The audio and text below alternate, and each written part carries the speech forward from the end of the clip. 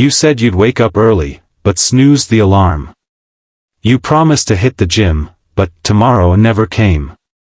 Sound familiar? It's not your fault. Your brain is wired to resist change. Meet Sarah. She tried and failed 27 times to build a habit, until she did this. She stopped relying on motivation and hacked her brain's reward system. Why does this matter? Because real change isn't about willpower, it's about strategy. First, trick your brain into loving the habit. How? Make it instantly rewarding. Hate working out? Reward yourself with music you only listen to at the gym. Small dopamine spikes equals big, great question. Instead of motivation, build identity. Don't try to read, become a reader.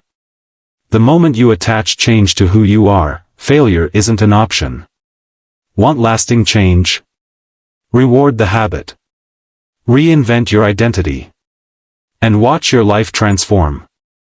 Start now.